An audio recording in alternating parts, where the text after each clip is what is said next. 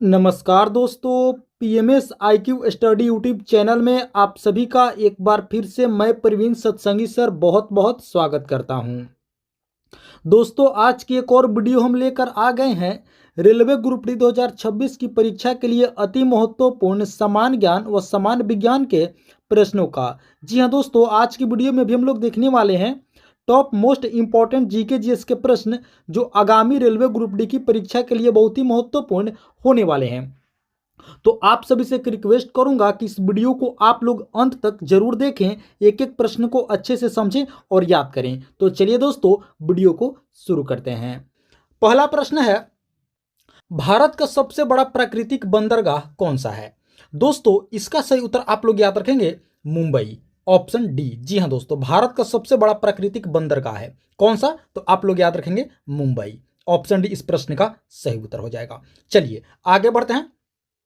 अगला है, उकाई परियोजना किस नदी पर स्थित है? दोस्तों, उकाई परियोजना बतानी है कि किस नदी पर है, तो आप लोग याद रखेंगे ताप्ती नदी पर, ऑप्शन ए इस प्रश्न का सही उत्तर होगा। उकाई परियोजना किस नदी पर है? तो आप लोग याद रखेंगे ताप्ती नदी पर। किस राज्य में? तो राज्य से आप लोग याद रखेंगे गुजरात। जी हां दोस्तों, ऑप्शन ए इस प्रश्न का सही उत्तर हो जाएगा। गुजरात राज्य में ताप्ती नदी पर दोस्तों उकाई परियोजना स्थित है।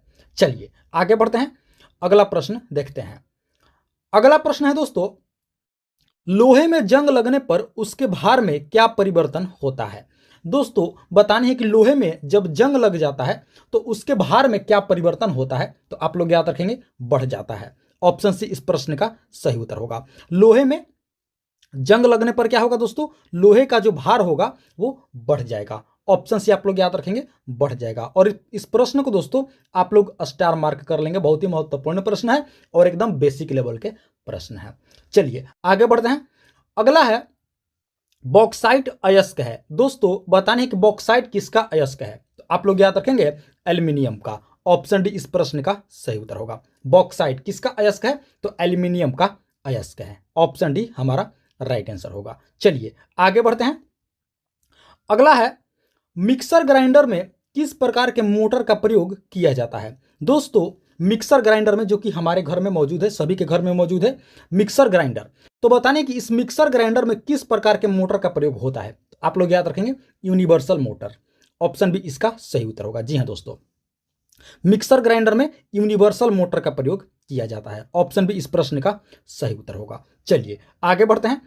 अगला प्रश्न है, बोस्टन की चाय पार्टी किस वर्ष हुई थी? दोस्तों, बतानी है कि बोस्टन टी पार्टी कब हुई थी? तो आप लोग याद रखेंगे 1773 ईस्वी में। ऑप्शन डी इस प्रश्न का सही उत्तर होगा। 16 दिसंबर 1773 ईस्वी आप लोग याद रखेंगे। बोस्टन चाय पार्टी कब हुई थी? तो 16 दिसंबर दोस्तों 1773 ईस्वी में बोस्टन टी पार्टी हुई थी। दरअसल दोस्तों ये क्या थी? एक पार्टी नहीं थी, इसका नाम केवल दिया गया है बोस्टन टी पार्टी। ये एक तरह की दोस्तों लूट थी। क्या थी? लूट थी। बोस्टन टी पार्टी कब हुई थी? 16 दिसंबर 1773 ईस्वी को आप लोग याद रखेंगे। ऑप्शन डी सही उत्तर होगा। चलिए आगे बढ़ते हैं। अगला प्रश्न है, कर्नाटक में कोलार की खाने किस लिए प्रसिद्ध है? तो दोस्तों आप लोग याद रखेंगे सोना के लिए। ऑप्शन ए इस प्रश्न का सही उत्तर होगा। कर्नाटक में कोलार की खाने किस लिए प्रसिद्ध है? तो आप लोग याद रखेंगे सोना। ऑप्शन ए इस प्रश्न का सही उत्तर होगा। चलिए आगे बढ़ते हैं। अगला है, प्रकाश की चाल सर्वप्रथम ज्ञात की थी। दोस्तों, बताने कि प्रकाश की चाल सबसे पहले किसने ज्ञात की थी? तो आप लोग याद रखेंगे रोमर ने। जी हां दोस्तों, ऑप्शन भी इस प्रश्न का सही उत्तर होगा। प्रकाश की चाल सबसे पहले किसने ज्ञात की थी? तो दोस्तों रोमर ने सबसे पहले ज्ञात की थी। आप लोग याद रखेंगे 1675 में। जी हां दोस्तों, सर्वप्रथम रोमर ने प्रकाश की चाल ज्ञात किए थे। कब? तो 1675 ईस्वी में आप लोग याद रखेंगे। चलिए आगे बढ़ते हैं। अगला प्रश्न है दोस्तों, फूल गोभी में खाने योग्य होता है। दोस्तों, बताने की जो फूल गोभी है उसमें हम लोग कौन सा भाग खाते हैं, यानी कि फूल गोभी का हम लोग कौन सा भाग खाते हैं? तो आप लोग याद रखेंगे पुष्पक्रम। ऑप्शन बी इसका सही उत्तर होगा। फूल गोभी में जो खाने योग्य भाग होता है वो होता है पुष्पक्रम। ऑप्शन बी इसका सही उत्तर होगा। चलिए आगे बढ़ते हैं। अगला प्रश्न है, बिरजू महाराज का संबंध किस नृत्य शैली से था? दोस्तों, बताने कि बिरजू महाराज का संबंध किस नृत्य शैली से था? तो आप लोग याद रखेंगे कथक से। जी हाँ दोस्तों, ऑप्शन बी इसका सही उत्तर होगा। बिरजू महाराज किस नृत्य शैली से संबंधित है? तो आप लोग याद रखेंगे कथक से। ऑप्शन बी इस प्रश्न का सही उत्तर होगा। कथक दोस्तों केरल राज्य का एक लोक नृत्य है, यह भी आप लोग याद रखेंगे। कथक कहाँ का लोक नृत्य है? तो केरल राज्य का लोक नृत्य है। तो ऑप्शन बी इस प्रश्न का भी सही उत्तर होगा। चलिए आगे बढ़ते हैं, अगला प्रश्न देखते हैं। अगला प्रश्न है, परमाणु शोध तथा रेडियोथेरेपी में किस गैस का प्रयोग किया जाता है? दोस्तों बतानी है कि परमाणु शोध तथा रेडियोथेरेपी में किस गैस का प्रयोग होता है? तो आप लोग याद रखेंगे रेडॉन का। ऑप्शन बी इसका सही उत्तर होगा। रेडॉन जो कि दोस्तों एक अक्रिय गैस है। क्या है? अक्रिय गैस है, और इसका प्रयोग होता है परमाणु शोध करने में तथा रेडियोथेरेपी में रेडॉन गैस का प्रयोग किया जाता है, और यह एक अक्रिय गैस है, यह भी आप लोग याद रखेंगे। तो इस प्रश्न का सही उत्तर क्या हो जाएगा? Radon gas. चलिए आगे बढ़ते हैं, अगला प्रश्न देखते हैं। अगला प्रश्न है, अन्नामलाई वन्य प्राणी अभयारण्य कहाँ स्थित है? दोस्तों बतानी है कि अन्नामलाई वन्य प्राणी अभयारण्य कहाँ है? तो आप लोग याद रखेंगे तमिलनाडु में। ऑप्शन बी इसका सही उत्तर होगा। अन्नामलाई प्राणी अभयारण्य कहाँ स्थित है? तो आप लोग याद रखेंगे तमिलनाडु राज्य में स्थित है। इस प्रश्न का भी सही उत्तर क्या हो जाएगा? Option B. चलिए आगे बढ़ते हैं, अगला प्रश्न देखते हैं। अगला प्रश्न है दोस्तों, भारतीय मिलिट्री अकादमी कहाँ स्थित है? दोस्तों बताने की इंडियन मिलिट्री एकेडमी कहाँ है? तो आप लोग याद रखेंगे देहरादून में। जी हाँ दोस्तों, ऑप्शन ए इसका सही उत्तर होगा। भारतीय मिलिट्री अकादमी कहाँ स्थित है? तो आप लोग याद रखेंगे देहरादून में। ऑप्शन ए इस प्रश्न का सही उत्तर होगा। यानी कि दोस्तों इंडियन मिलिट्री एकेडमी का जो हेडक्वार्टर है वो कहाँ पर है? देहरादून में है। इसकी स्थापना हुई थी, आप लोग याद रखेंगे 1932 ईस्वी में। जी हाँ दोस्तों, इंडियन मिलिट्री एकेडमी स्थापना कब हुई थी? 1932 ईस्वी में। हेडक्वार्टर कहाँ है? तो देहरादून में है। आप लोग याद रखेंगे, दोनों पॉइंट को आप लोग अच्छे से याद रखेंगे। स्थापना 1932 ईस्वी में, और हेडक्वार्टर यानी कि मुख्यालय कहाँ है? तो देहरादून में है। चलिए आगे बढ़ते हैं, अगला प्रश्न है, किस प्राकृतिक दर्रे का नाम बदलकर जवाहर सुरंग रखा गया है? दोस्तों बतानी है कि इनमें से किस प्राकृतिक दर्रे का नाम बदल करके क्या रखा गया है? जवाहर सुरंग। तो आप लोग याद रखेंगे बनिहाल। ऑप्शन सी इसका सही उत्तर होगा। दोस्तों बनिहाल जो कि एक प्राकृतिक दर्रा है, इसका नाम बदल करके क्या रखा गया है? जवाहर सुरंग, जो कि जम्मू कश्मीर राज्य में है। कहाँ है दोस्तों? जम्मू कश्मीर राज्य में स्थित है। क्या नाम रखा गया है? जवाहर सुरंग। तो ऑप्शन सी इसका सही उत्तर होगा। यानी कि बनिहाल जो कि एक प्राकृतिक दर्रा है, जिसका नाम बदल करके क्या रखा गया है? जवाहर सुरंग। चलिए आगे बढ़ते हैं दोस्तों। अगले प्रश्न से पहले आप सभी से एक रिक्वेस्ट करूंगा कि अभी तक आप लोगों ने इस वीडियो को एक लाइक नहीं किए हैं, तो दोस्तों आप लोग इस वीडियो को एक लाइक जरूर कर देंगे। साथ ही साथ चैनल पर आप लोग पहली बार विजिट किए हैं तो दोस्तों इस चैनल को आप लोग जरूर सब्सक्राइब कर लेंगे, इसी तरह का महत्वपूर्ण व जेन्युइन प्रश्नावली वीडियो प्रतिदिन देखने के लिए। और हाँ दोस्तों, इस वीडियो में आप लोग अंत तक जरूर बने रहेंगे, आगे और भी बहुत ही महत्वपूर्ण प्रश्न जीके और जीएस के होने वाले हैं। तो चलिए अब आगे बढ़ते हैं। अगला है, रेडिएटर बना होता है। दोस्तों बतानी है कि जो रेडिएटर है ये किससे बना होता है? तो आप लोग याद रखेंगे इसका सही उत्तर होगा तांबा और पीतल का। ऑप्शन सी इस प्रश्न का सही उत्तर होगा। रेडिएटर किससे बना होता है? तो तांबा और पीतल का रेडिएटर बना होता है, जो कि दोस्तों गाड़ियों में इसका प्रयोग किया जाता है। आप लोग याद रखेंगे। तो इस प्रश्न का सही उत्तर क्या होगा? ऑप्शन सी तांबा और पीतल। चलिए आगे बढ़ते हैं। अगला है, हृदयघात का कारण है। हृदयघात यानी कि दोस्तों इसका क्या होगा? हृदयघात का मतलब क्या होता है? Heart attack. तो बताने कि हार्ट अटैक का क्या कारण है, हृदयघात का क्या कारण है? तो दोस्तों हृदयघात का जो कारण है मेन, वो है कोलेस्ट्रॉल। ऑप्शन सी इसका सही उत्तर होगा। शरीर में दोस्तों, मानव शरीर में बैड कोलेस्ट्रॉल का बढ़ जाना, ये क्या है? हृदयघात का सबसे बड़ा कारण है। आप लोग याद रखेंगे बढ़ते हुए कोलेस्ट्रॉल। ऑप्शन सी इसका सही उत्तर होगा। हृदयघात का सबसे बड़ा कारण है हृदयघात यानी कि हार्ट अटैक का। आप लोग याद रखेंगे क्या है इसका मुख्य कारण? तो दोस्तों बढ़ते हुए कोलेस्ट्रॉल। ऑप्शन सी इसका सही उत्तर होगा। चलिए आगे बढ़ते हैं। अगला प्रश्न है दोस्तों, वैसलीन किससे प्राप्त किया जाता है? दोस्तों बताने कि वैसलीन जो है यह किससे प्राप्त किया जाता है? तो आप लोग याद रखेंगे पेट्रोलियम से। ऑप्शन सी इसका सही उत्तर होगा। जी हाँ दोस्तों, वैसलीन पेट्रोलियम से प्राप्त किया जाता है। आप लोग याद रखेंगे पेट्रोलियम जो कि दोस्तों मिनरल से प्राप्त किया जाता है। और दोस्तों मिनरल का यह अपशिष्ट पदार्थ होता है। क्या होता है? अपशिष्ट पदार्थ होता है। कौन सा? जिन्हें हम लोग वैसलीन के रूप में इस्तेमाल करते हैं। तो वैसलीन किससे प्राप्त होता है? तो दोस्तों वैसलीन पेट्रोलियम से प्राप्त किया जाता है। चलिए आगे बढ़ते हैं, अगला प्रश्न देखते हैं। अगला प्रश्न है, मानव मस्तिष्क का सबसे बड़ा भाग है। दोस्तों बताने कि हमारे जो मस्तिष्क है, जो ब्रेन है, इसका सबसे बड़ा भाग कौन सा है? तो आप लोग याद रखेंगे, हमारे मस्तिष्क का सबसे बड़ा भाग है सेरिब्रम। जी हाँ दोस्तों, यानी कि प्रमस्तिष्क। ऑप्शन बी इस प्रश्न का सही उत्तर होगा। हमारे ब्रेन का सबसे बड़ा पार्ट है दोस्तों, कौन सा? क्या नाम है? सेरिब्रम, यानी कि प्रमस्तिष्क। ऑप्शन बी इस प्रश्न का सही उत्तर हो जाएगा। चलिए आगे बढ़ते हैं। अगला प्रश्न है, उपास्थि तथा हड्डियों के निर्माण और संपोषण में आवश्यक तत्व है। दोस्तों बताने कि उपास्थि तथा हड्डियों के निर्माण में जो संपोषण होता है, जो आवश्यक संपोषण तत्व होता है, वो कौन सा होता है? बिल्कुल दोस्तों, आप सभी को पता भी होगा, कैल्शियम। ऑप्शन सी इस प्रश्न का सही उत्तर हो जाएगा। उपास्थि तथा हड्डियों के निर्माण में और संपोषण में जो आवश्यक तत्व होता है वो होता है कैल्शियम। ऑप्शन सी इस प्रश्न का सही उत्तर होगा। चलिए आगे बढ़ते हैं। अगला है, तारों से आती रोशनी से उनकी का पता लगाया जाता है। दोस्तों बतानी है कि तारों से आती रोशनी से तारों के बारे में क्या पता लगाया जाता है? तो दोस्तों तारों से आती रोशनी से तारों के तापमान पता लगाया जाता है। जी हाँ दोस्तों, ऑप्शन बी इस प्रश्न का सही उत्तर होगा। तारों से आती रोशनी से उनकी तापमान का पता लगाया जाता है, यानी कि तारों से रोशनी जो आती है तो वो तारों का तापमान बताता है। आप लोग याद रखेंगे, ऑप्शन बी इस प्रश्न का सही उत्तर होगा, टेम्परेचर। चलिए आगे बढ़ते हैं।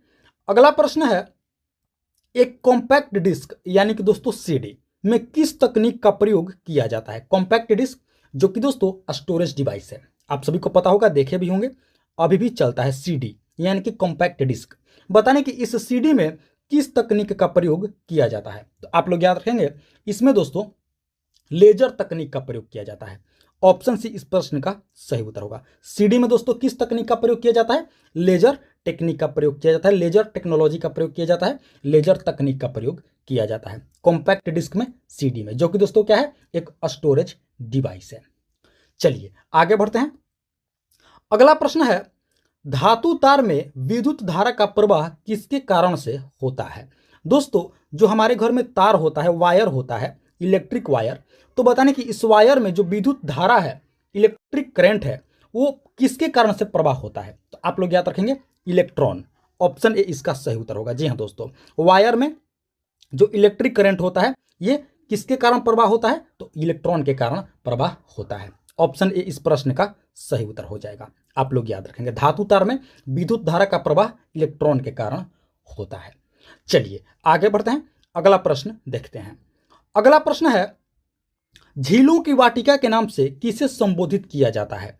दोस्तों बतानी है कि झीलों की वाटिका के नाम से किस देश को जाना जाता है? झीलों की वाटिका किस देश का उपनाम है? तो आप लोग याद रखेंगे, फिनलैंड। जी हाँ दोस्तों, ऑप्शन डी इस प्रश्न का सही उत्तर होगा। झीलों की वाटिका या हजारों झीलों की भूमि फिनलैंड को कहा जाता है। आप लोग याद रखेंगे, ऑप्शन डी इस प्रश्न का सही उत्तर होगा प्यारे साथियों।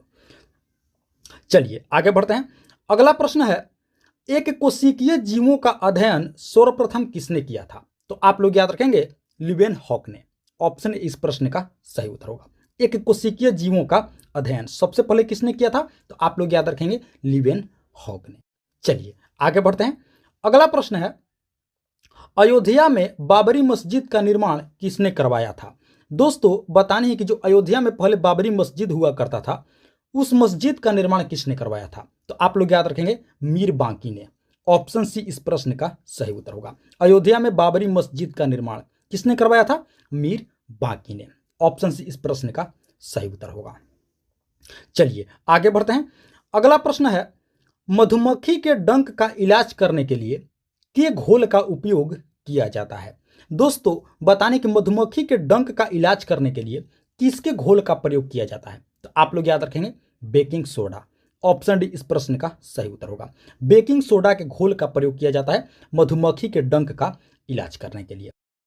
बेकिंग सोडा, जिसे दोस्तों आम भाषा में खाने की सोडा कहा जाता है और रासायनिक भाषा में सोडियम बाइकार्बोनेट कहा जाता है। आप सभी को पता होगा, नहीं पता है तो याद रखेंगे। बेकिंग सोडा को दोस्तों आम भाषा में खाने की सोडा कहा जाता है और रासायनिक भाषा में सोडियम बाइकार्बोनेट कहा जाता है, और मधुमक्खी के डंक के इलाज के लिए भी इसका प्रयोग किया जाता है। तो ऑप्शन डी हमारे प्रश्न का राइट आंसर हो जाएगा। चलिए अब हम लोग आगे बढ़ते हैं। अगला प्रश्न है, रक्त में शर्करा यानी कि शुगर। जी हाँ दोस्तों, रक्त में शर्करा यानी कि शुगर के स्तर में वृद्धि का पता किसकी कोशिकाओं के द्वारा लगाया जाता है। यानी कि दोस्तों हमारे ब्लड में शुगर का जो लेवल है, इसका पता, वृद्धि का पता किसकी कोशिकाओं के द्वारा लगाया जाता है। तो आप लोग याद रखेंगे अग्नाशय। ऑप्शन डी इस प्रश्न का सही उत्तर होगा। अग्नाशय यानी कि पैनक्रियास, इसकी कोशिकाओं के द्वारा दोस्तों पता लगाया जाता है कि हमारे ब्लड में शुगर का लेवल कितना है। आप लोग याद रखेंगे ऑप्शन डी इस प्रश्न का सही उत्तर होगा प्यारे साथियों। चलिए आगे बढ़ते हैं। अगला प्रश्न है, वर्ष 1931 में भारत की नई राजधानी के रूप में नई दिल्ली का उद्घाटन करने वाले वायसराय का क्या नाम था। दोस्तों प्रश्न को एक बार हम लोग फिर से पढ़ते हैं। प्रश्न है कि वर्ष 1931 ईस्वी में भारत की नई राजधानी के रूप में नई दिल्ली का उद्घाटन करने वाले वायसराय का क्या नाम था। तो आप लोग याद रखेंगे उस वायसराय का नाम था लॉर्ड इरविन। ऑप्शन सी इस प्रश्न का सही उत्तर हो जाएगा। लॉर्ड इरविन ने दोस्तों दिल्ली को राजधानी के रूप में उद्घाटन किया था। आप लोग याद रखेंगे वर्ष 1931 ईस्वी में। तो चलिए दोस्तों अब आप लोग हमें कमेंट करके बताएंगे कि दिल्ली से पहले, यानी कि भारत की राजधानी दिल्ली बनने से पहले भारत की राजधानी कहाँ थी। आप लोग हमें कमेंट करके जरूर बताएंगे। यानी कि 1931 से पहले भारत की राजधानी कहाँ थी, और इस प्रश्न का सही उत्तर क्या हो जाएगा। Option C Lord Irwin. चलिए आगे बढ़ते हैं। अगला प्रश्न है, गारो नामक पहाड़ियां कहाँ स्थित है। दोस्तों बताने की गारो नामक पहाड़ियां कहाँ स्थित है। तो आप लोग याद रखेंगे मेघालय। ऑप्शन ए इस प्रश्न का सही उत्तर होगा। गारो नामक पहाड़ियां कहाँ हैं, तो आप लोग याद रखेंगे मेघालय। चलिए आगे बढ़ते हैं। अगला प्रश्न है, कार्य करने की दर कहलाती है। दोस्तों बताने की कार्य करने की दर को क्या कहा जाता है। तो आप लोग याद रखेंगे कार्य करने की दर को शक्ति कहा जाता है, यानी कि पावर कहा जाता है। ऑप्शन सी इस प्रश्न का सही उत्तर होगा। कार्य करने की दर क्या कहलाती है, शक्ति अर्थात पावर। ऑप्शन सी हमारा सही उत्तर होगा। चलिए आगे बढ़ते हैं। अगला प्रश्न है, पहाड़ से गिर रहे किसी पिंड में होती है। दोस्तों बतानी है कि पहाड़ से गिर रहे किसी पिंड में क्या होती है। तो आप लोग याद रखेंगे गतिज ऊर्जा और स्थितिज ऊर्जा, ये दोनों होती है। ऑप्शन ए इस प्रश्न का सही उत्तर होगा। पहाड़ से गिर रहे किसी भी पिंड में दोस्तों गतिज और स्थितिज ये दोनों ऊर्जा निहित होती है। आप लोग याद रखेंगे इस प्रश्न का सही उत्तर क्या हो जाएगा। ऑप्शन ए गतिज ऊर्जा और स्थितिज ऊर्जा। चलिए आगे बढ़ते हैं। अगला प्रश्न है, परमाणु के भीतर न्यूट्रॉन द्वारा प्रोटॉन पर आरोपित बल क्या कहलाता है। दोस्तों परमाणु के भीतर न्यूट्रॉन द्वारा प्रोटॉन पर आरोपित बल को नाभिकीय बल कहा जाता है। आप लोग याद रखेंगे, बहुत ही महत्वपूर्ण प्रश्न है। इस प्रश्न को आप लोग स्टार मार्क कर लेंगे। ऑप्शन सी, परमाणु के भीतर न्यूट्रॉन द्वारा प्रोटॉन पर आरोपित बल को नाभिकीय बल कहा जाता है। आप लोग याद रखेंगे। चलिए अगला प्रश्न देखते हैं। अगला प्रश्न है, मछलियों के हृदय में कितने कक्ष यानी कि चैम्बर होते हैं। दोस्तों बताने कि मछलियों के हृदय में कितने चैम्बर होते हैं, कितने कक्ष होते हैं। तो आप लोग याद रखेंगे 2। ऑप्शन ए इस प्रश्न का सही उत्तर होगा। मछलियों के हृदय में कितने कक्ष होते हैं, कितने चैम्बर होते हैं। तो आप लोग याद रखेंगे 2 होते हैं। इस प्रश्न का सही उत्तर क्या हो जाएगा। ऑप्शन ए 2 होते हैं दोस्तों। तो दोस्तों ये थी हमारी आज की रेलवे ग्रुप डी 2026 की परीक्षा के लिए अति महत्वपूर्ण समान ज्ञान व समान विज्ञान के प्रश्नावली वीडियो। आशा करते हैं इस वीडियो को आप लोग अंत तक जरूर देखे होंगे, एक एक प्रश्न को अच्छे से समझे होंगे और याद भी कर लिए होंगे। तो आप सभी से एक बार फिर से रिक्वेस्ट करूंगा कि अभी तक आप लोगों ने इस वीडियो को एक लाइक नहीं किए हैं, तो दोस्तों आप लोग इस वीडियो को एक लाइक जरूर कर देंगे। साथ ही साथ PMS IQ study YouTube channel पर आप लोग पहली बार विजिट किए हैं, तो दोस्तों इस चैनल को भी आप लोग जरूर से जरूर सब्सक्राइब करेंगे इसी तरह का महत्वपूर्ण व जेन्युइन प्रश्नावली वीडियो प्रतिदिन देखने के लिए। और दोस्तों आप लोग हमें कमेंट करके जरूर बताएंगे कि प्रश्न वीडियो आप लोगों को कैसी लगी, प्रश्न का लेवल कैसा था, कहीं कोई त्रुटि है तो उसका भी आप लोग हमें कमेंट करके जरूर बताएंगे। तो फिलहाल दोस्तों इस वीडियो में इतना ही, मिलते हैं एक और मोस्ट इंपॉर्टेंट वीडियो ले करके। तब तक के लिए आप सभी का बहुत बहुत धन्यवाद। जय हिंद दोस्तों।